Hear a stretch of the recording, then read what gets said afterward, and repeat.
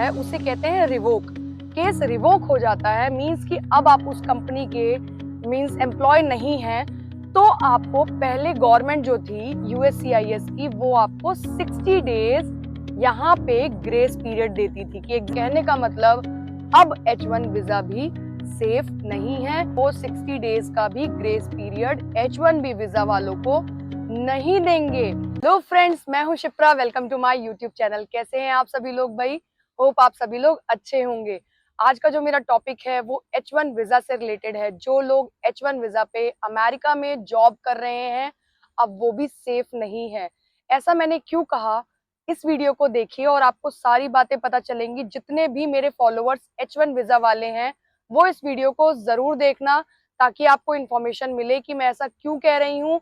और उससे पहले मैं आप लोगों को बोलूंगी कि मेरे चैनल को सब्सक्राइब करो। अगर आप मेरे चैनल पे नए हो तो आप लोगों को बता दूं कि शिप्रा आपकी डेली व्लॉग 6 o'clock अपलोड करती है अमेरिका के वॉशिंगटन में। मैं यहाँ स्टे कर रही हूँ, मीन्स रह रही हूँ यहाँ पे, और वीडियो आपकी यूएसए से रिलेटेड आपको इन्फॉर्मेशन प्रोवाइड करती हूँ।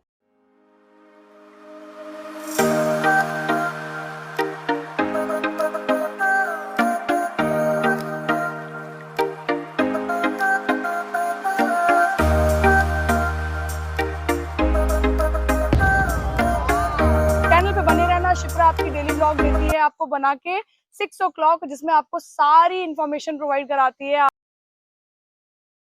तो चलिए स्टार्ट करते हैं कि मैंने ऐसा क्यों कहा कि अब H1 वीजा भी सेफ नहीं है। सबसे पहले बहुत सारे ऐसे लोगों को यही नहीं पता होगा कि H1 वीजा होता क्या है। तो H1 वीजा एक लॉटरी सिस्टम में नाम जो निकलता है उसी H1 वीजा पे लोग आते हैं। ईयरली एक बार 85,000 लोगों की वैकेंसी आती है, लॉटरी में नाम निकलता है। और जैसे आप आप अमेरिका आना चाह रहे हैं तो आप H1 वीजा से कैसे आ सकते हैं, थोड़ा सा ब्रीफ करती हूँ कि आपको कोई एम्प्लॉयर ढूंढना पड़ेगा। वो एम्प्लॉयर आपका H1B वीजा लगवाएगा, मींस लॉटरी में आपका नाम डालेगा, और उसके बाद लॉटरी जब पिकअप होगी, अगर आपका नाम आता है तो आपका H1B कैप लगवाएंगे और उसके बेस पे आपको अमेरिका भेजेंगे। और सैलरी वगैरह डिफाइंड होती है। जब आपका H1B कैप कंपनी प्रोसेस करवाती है उसी टाइम पे जो अटॉर्नी है वो LCA सर्टिफाइड में आपकी सैलरी मेंशन करती है।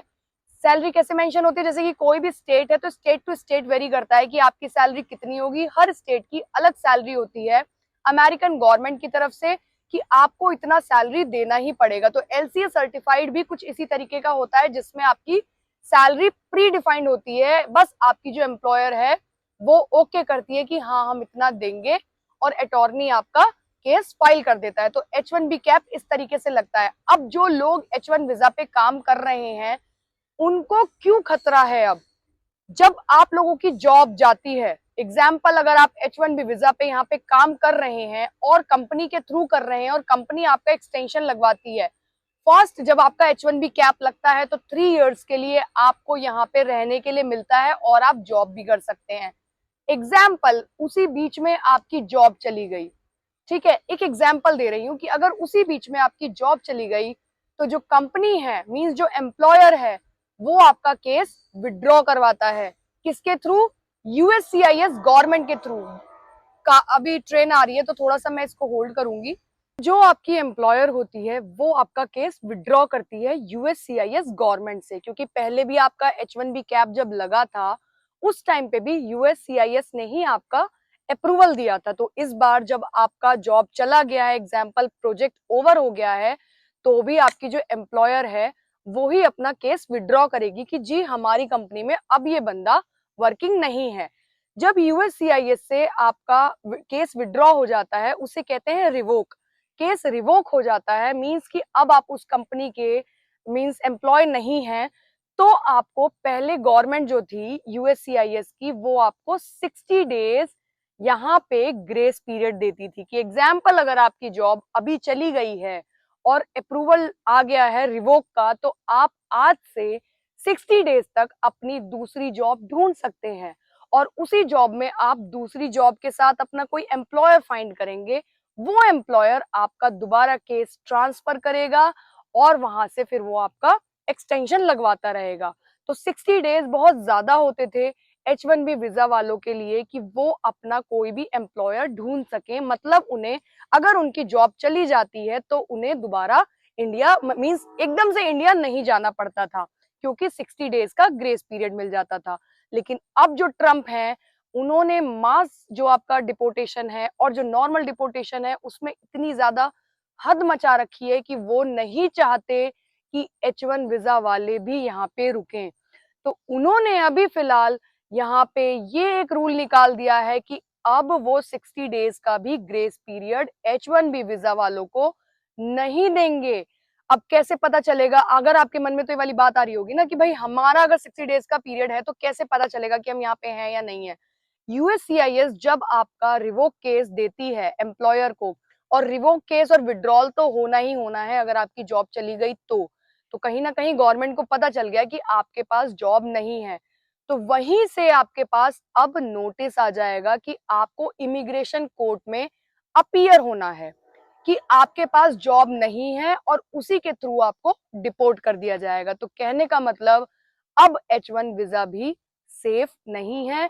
ट्रम्प का ये रूल आया है कि अब 60 डेज का ग्रेस पीरियड वो H1B वीजा वालों को नहीं देंगे। अगर आपकी जॉब चली गई, उसी के साथ अगर आपको कोई एम्प्लॉयर मिल गया, तब तो आप यहाँ पे स्टे कर सकते हैं। लेकिन अगर आपके कंपनी ने केस विड्रॉल कर लिया, रिवोक आ गया आपका यूएससीआईएस से, तो आपको यहाँ से जाना पड़ेगा। तो ये थी आज की बहुत बड़ी खबर H1B वीजा वालों के लिए। डरने वाली कोई बात नहीं है, क्योंकि ये चीजें सभी के साथ हो रही हैं। मैं मानती हूँ कि ट्रम्प जो है वो थोड़े से जो हित में नहीं है दूसरी कंट्रीज के लोगों के लिए, क्योंकि वो अपने अमेरिकन को ग्रेट बनाना चाहते हैं, यहाँ पे उनको एक अच्छी जॉब अपॉर्चुनिटीज प्रोवाइड कराना चाहते हैं, और जितने भी अदर कंट्रीज के लोग यहाँ पे रह रहे हैं उन्हें कहीं ना कहीं उनका मेन मोटिव है कि डिपोर्ट करें। तो इस तरीके के भी रुख वो अपना रहे हैं। तो मैंने सोचा आप लोगों को ये इन्फॉर्मेशन दूं। होप आप लोगों को इन्फॉर्मेशन अच्छी लगी होगी, और ये सबसे बड़ा अपडेट था। अपने जितने भी आपके फ्रेंड्स हैं H1B वीजा वाले, उनको ये इन्फॉर्मेशन पहुंचा दीजिए, ताकि वो लोग भी इस चीज से रूबरू उन्हें ये नॉलेज हो।